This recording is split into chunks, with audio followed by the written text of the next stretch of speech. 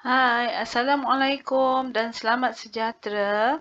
Bersama saya lagi Cikgu Rohani binti Hashim atau boleh panggil saya Cikgu Hani. Okey, sekali lagi dalam bab 12 kita masih lagi dalam koordinasi dan gerak balas tingkatan 4. Kali ini kita akan belajar untuk subtopik 12.3 iaitu neuron dan sinaps. Okey, di dalam subtopik ini iaitu neuron dan sinaps, kita akan sama-sama melihat menjelaskan struktur sinaps dan fungsinya, menerangkan penghantaran impuls merentasi sinaps.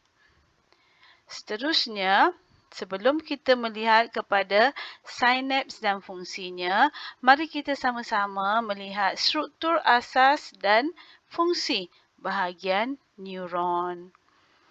Okey, ini adalah struktur asas dan fungsi bahagian neuron. Ini struktur asasnya. Okey, yang pertama sekali ialah dendrit. Dendrit ni ialah apa? Okey, dia adalah bahagian cabang yang pendek daripada badan sel. Okey, dia menerima impuls saraf dari neuron yang lain. Jadi kat sini adalah tempat dendrit ni adalah tempat mula-mula impuls saraf diterima daripada neuron yang lain, dan dia akan menghantarkannya dia akan hantarkannya ke arah badan sel. Seterusnya, ini adalah badan sel yang bulat ni, dan dia mengandungi nukleus. Dia mempunyai banyak unjuran sitoplasma, yang kita panggil dendrit tadi, Ni dendrit ni tadi. Dan badan sel ni, apa fungsi dia? Dia mengintegrasikan isyarat dan mengkoordinasikan aktiviti metabolisme. Jadi dia center lah untuk neuron ni. So yang ketiga ialah akson. Akson, apa dia akson? Akson ni ialah cabang panjang daripada badan sel. Maksudnya daripada badan sel ni tadi ada satu unjuran yang panjang yang kita panggil dia akson, di mana akson ni lah yang akan membawa keluar impuls daripada badan sel ni. Impuls tadi akan keluar. Dia melalui akson. Nampak tak arah pengaliran impuls ni tadi? Jadi dia keluar daripada badan sel ke neuron yang lain, sama ada dia bertemu dengan neuron yang lain ataupun dia bertemu dengan efektor. Contoh kat sini ialah sel otot. Seterusnya kita ada salut myelin. Salut myelin ni kat mana? Cuba tengok. Kat sini. Salut myelin ni apa? Dia adalah membran penebat. Membran penebat yang menyaluti akson. Kat dalam ni ada akson kan, panjang kan? Kat luar dia ada salut myelin. Dia berfungsi untuk apa? Dia melindungi neuron daripada kecederaan. Yang kedua, dia berfungsi sebagai penebat impuls elektrik. Dan yang ketiga juga, dia membekalkan nutrien kepada akson. Seterusnya, kita tengok pada struktur yang seterusnya iaitu nodus ranvier. Kat mana nodus ranvier? Kat sini. Kat sini, di mana neuron tersebut mempunyai bahagian yang tidak disalut dengan myelin pada sela tetap di sepanjang akson. Bahagian ni lah yang kita namakan dia nodus ranvier. Maksudnya kawasan ni tak ada myelin. Tak ada salut myelin. Jadi apa fungsi nodus ranvier ni?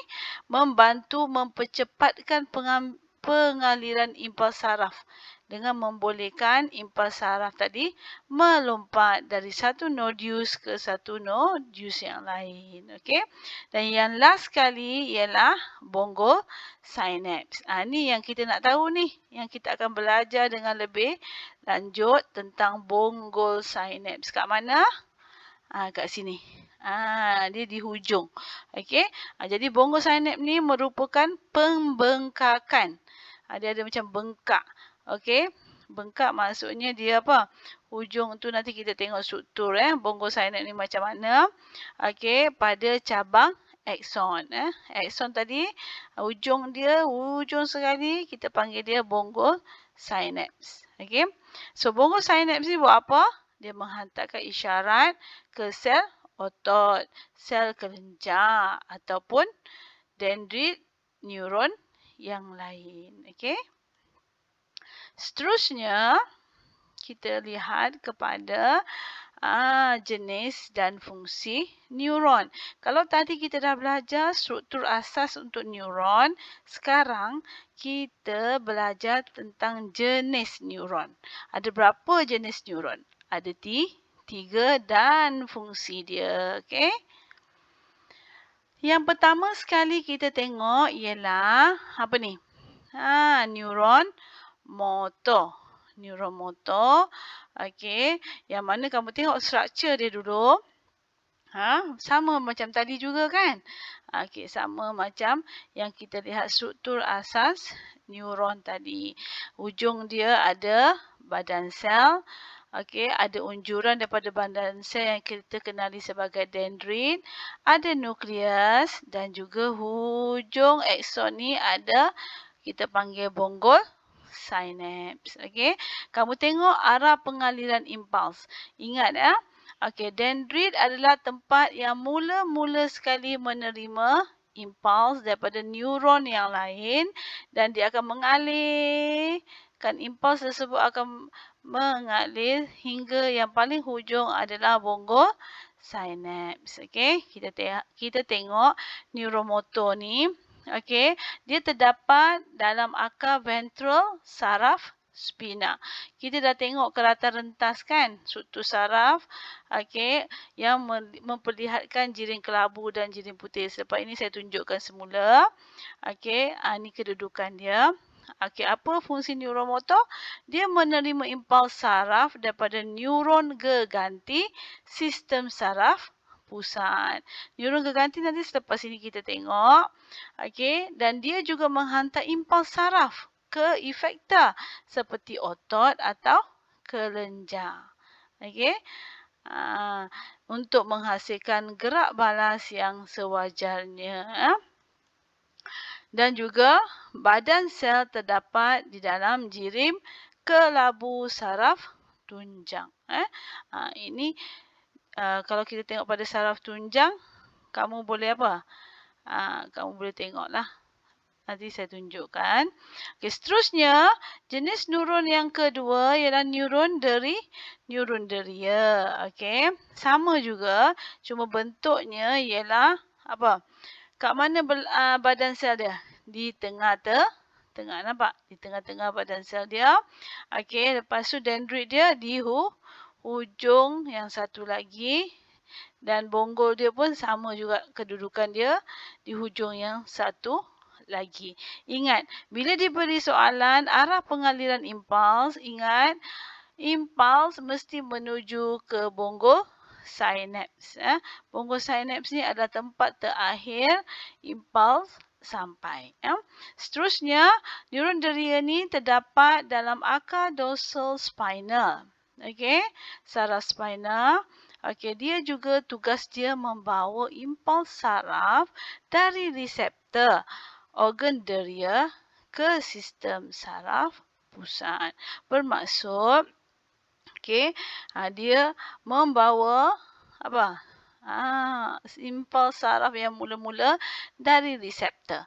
Okey, organ deria. Kita dah belajar sebelum ni kan. Okey, so badan sel dia terdapat dalam ganglion akar dorsal. Seterusnya, dendrit menerima impuls saraf dari reseptor dan menghantarnya ke arah badan sel. Maksudnya dendrit diterima daripada reseptor, terus hantar ke badan sel. Okey. Seterusnya, impuls saraf dialirkan dari badan sel pergi ke mana pula? Melalui akson ni, tengah-tengah ni ada akson kan? Ke neuron berikutnya. Okey, dia mesti lalu bongo sinaps. Nanti kita akan belajar. Lepas tu ke neuron berikutnya. Okey, sekarang kita tengok neuron geganti. Neuron geganti macam ni bentuk dia. Okey, yang mana? Okey, yang mana dia punya apa? Dia punya akson dia lebih pendek. Okey, so neuron, gentian neuron yang terdapat dalam sistem saraf pusat. Okey, dia adalah menghubungkan neuron deria dengan neuron motor. Okey, dia menghubungkan neuron deria dan neuron motor. Seterusnya, badan sel terdapat secara kelompok. Dalam mana? Dalam jirim kelabu sistem saraf pusat. Okey, apa tugas dia? Dia menghantar impuls saraf dari neuron deria ke sistem saraf pusat. Dan seterusnya, dari saraf pusat ke mana? Ke neuron motor. Okey, itu sebab kita katakan dia menghubungkan neuron deria kepada neuron motor. Dia tengah-tengah. Okey.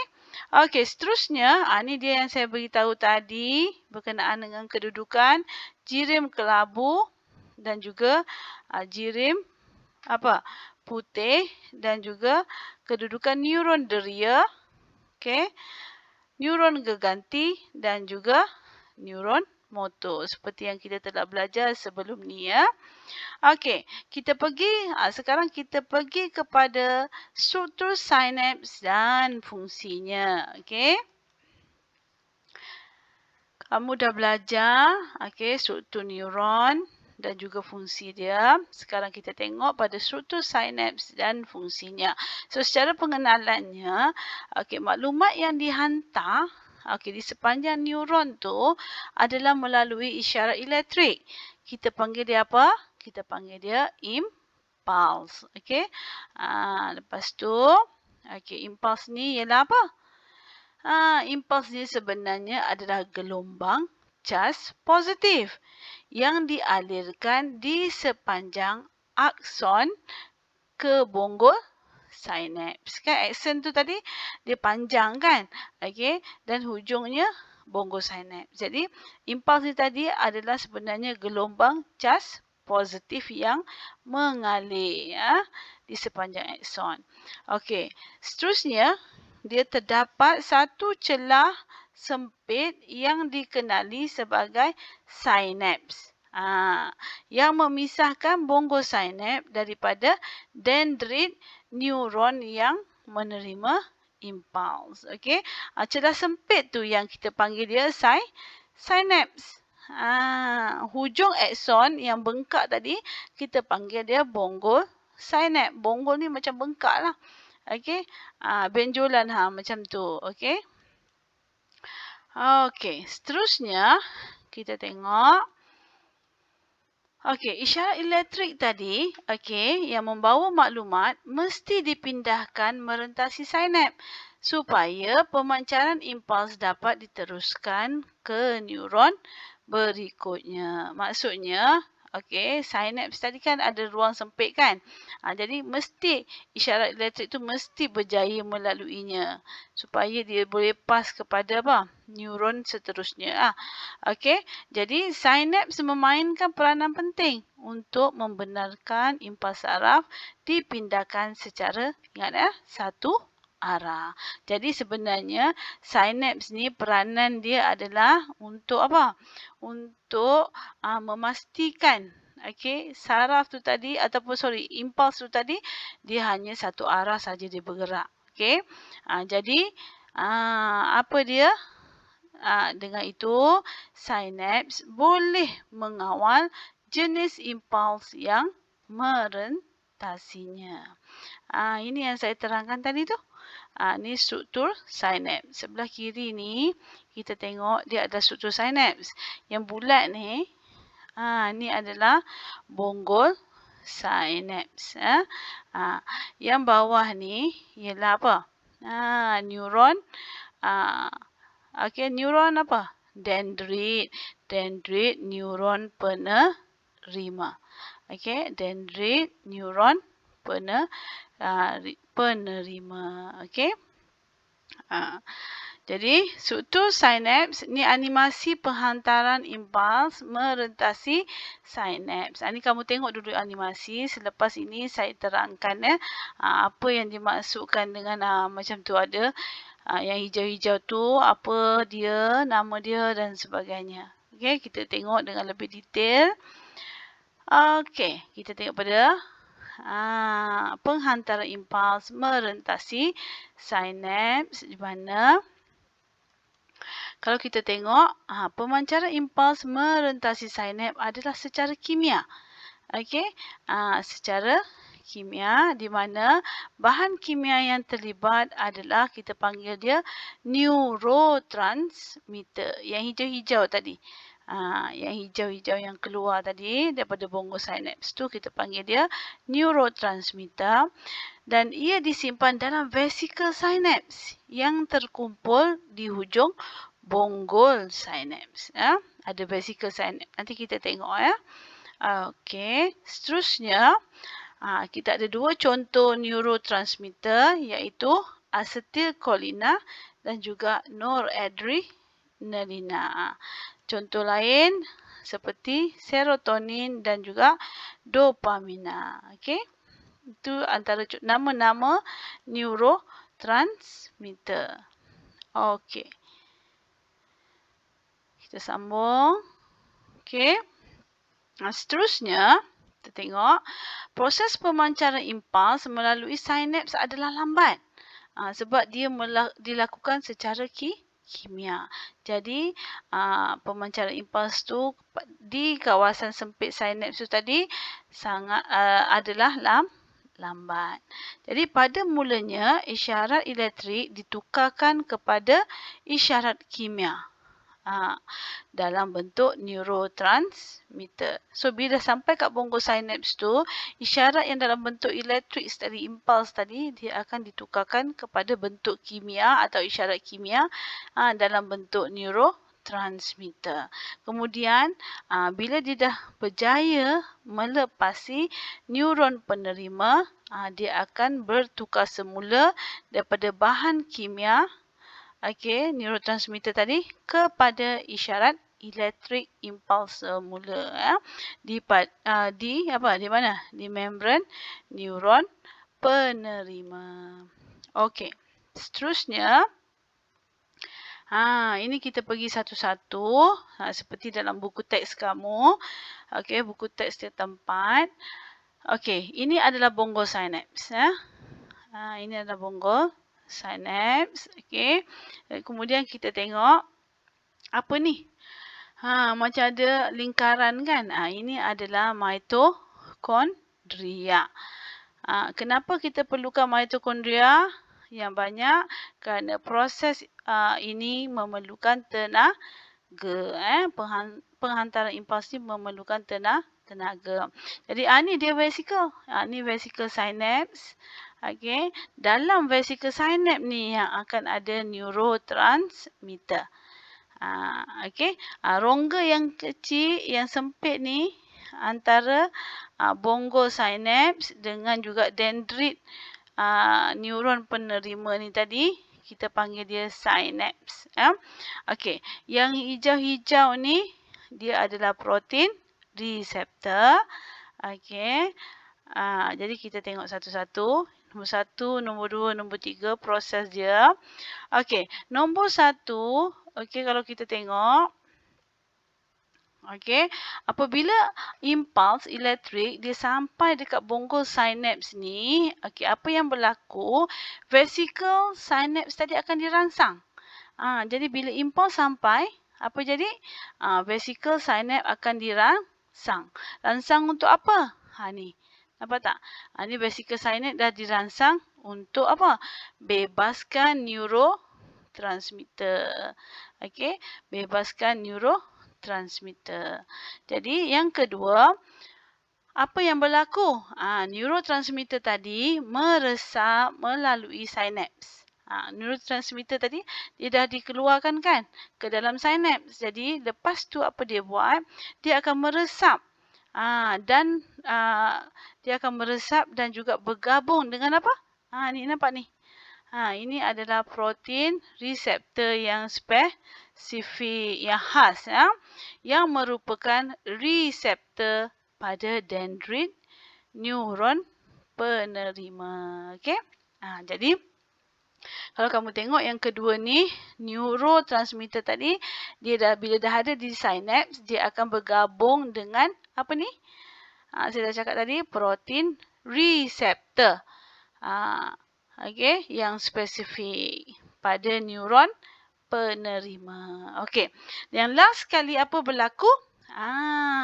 Bila ada penggabungan neurotransmitter dengan reseptor, dengan reseptor, dia akan merangsang pencetusan impuls, yang seterusnya supaya impuls tadi dapat bergerak atau dipancarkan ke dalam neuron penerima. Okey, so sekarang boleh faham Jadi kamu kena ingatlah step 1, step 2 dan step 3. Jadi kalau saya cakap je kamu tak nampak kan? Jadi sekarang kita tengok kepada animasi seterusnya. Ni tengok. Yang ini ialah apa? Mitokondria. Ini bila impuls tu sampai di bonggo sinaps, nampak dia akan merangsang apa? Pembebasan apa? Neurotransmitter daripada vesicle synapse ke mana? Ke synapse kat sini. Celahan yang sempit tadi. Jadi step kedua dia akan bergabung dengan protein reseptor. Bila step ketiga, penggabungan tadi akan mencetuskan perubahan isyarat daripada kimia kepada elektrik. Ni dia punya apa? Ini bila sampai ke bongol sinaps. Ini yang berlaku. Okey? Okey.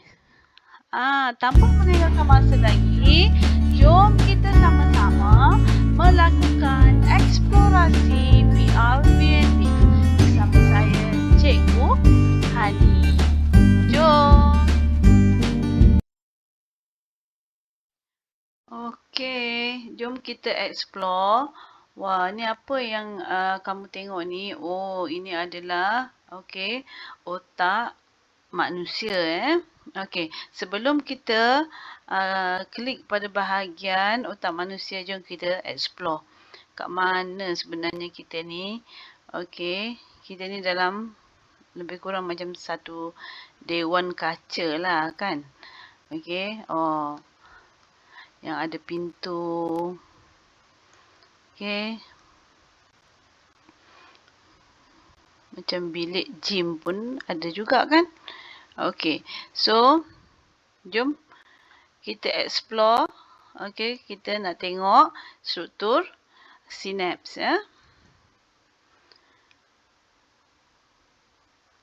Okey, kalau kita tengok otak manusia ni mempunyai berjuta-juta apa? Berjuta-juta neuron, yang berhubung antara satu sama lain.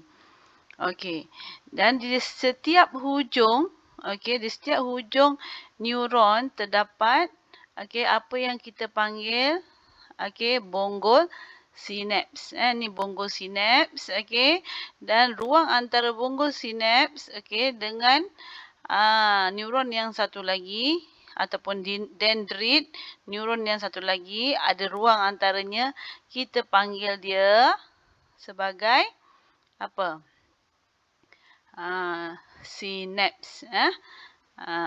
Jadi sekarang jom kita tengok.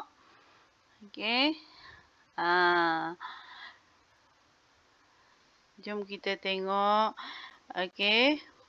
penghantaran impuls yang berlaku di bonggol sinaps. Okey. So, apa yang berlaku kat sini? Okey. So, mula-mula sekali, apa yang berlaku apabila impuls sampai di sini, okey, apabila impuls sampai, okey, di bonggol sinaps ni, okey, vesicle sinaps akan dirangsang. Ini vesicle sinaps, Ini vesicle sinaps, okey, akan dirangsang untuk membebaskan neurotransmitter ke dalam sinaps, Okey, ini adalah vesicle sinaps. Vesicle sinaps ni mengandungi neurotransmitter. Jadi bila impuls elektrik sampai, bila impuls elektrik sampai di sini, di bonggol sinaps ni, apa yang berlaku? Vesicle sinaps ni tadi akan dirangsang untuk membebaskan apa? Vesicle sinaps ni mengandungi neurotransmitter. Jadi dia dirangsangkan untuk membebaskan neurotransmitter dia ke dalam sinaps. Ini sinaps. Di ruang antara bonggol sinaps. Ini kita panggil dia bonggol sinaps. Ruang antara dua, antara bonggol sinaps dengan dendrit, neuron yang satu lagi ataupun neuron penerima, kita panggil dia apa? Kita panggil dia sebagai sinaps. Okey? Jadi kita tengok.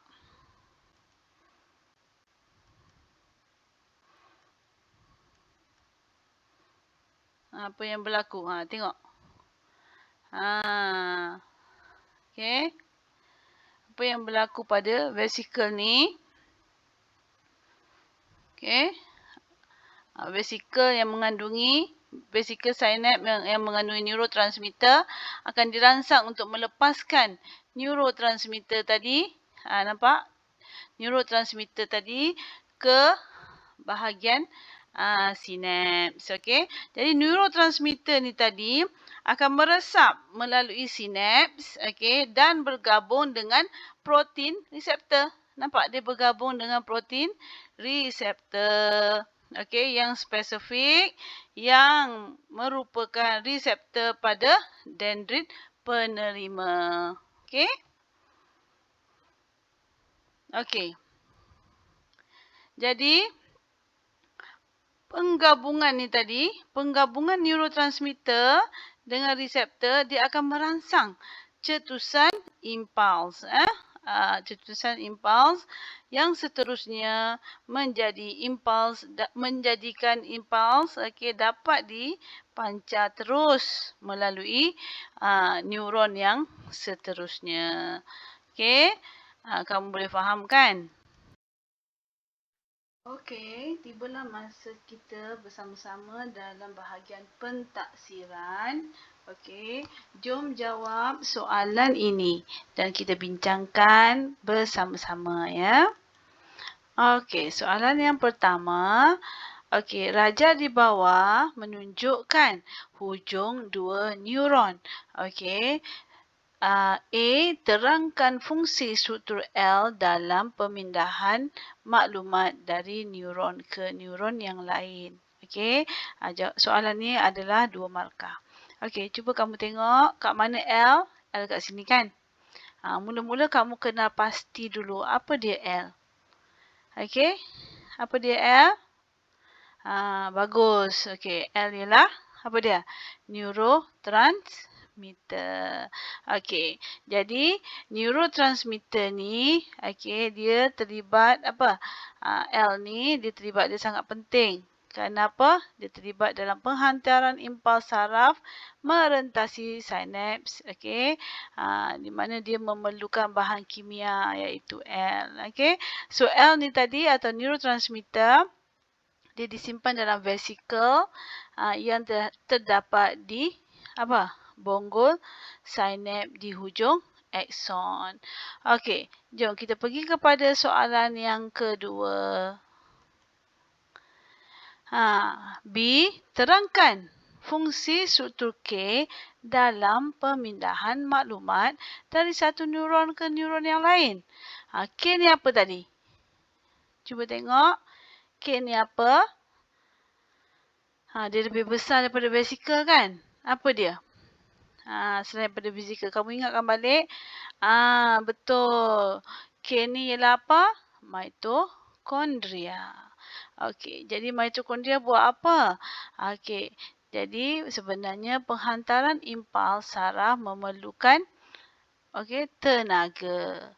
Jadi, di bonggol sinaps tu mengandungi banyak mitokondria iaitu K untuk menjana tenaga bagi penghantaran impuls saraf merentasi sinaps. Okey, itu saja daripada saya. Terima kasih. Okey, bersama saya Cikgu Hani dalam program pemerkasaan kualiti guru STEM melalui penggunaan teknologi interaktif visual reality dalam pengajaran. Bye.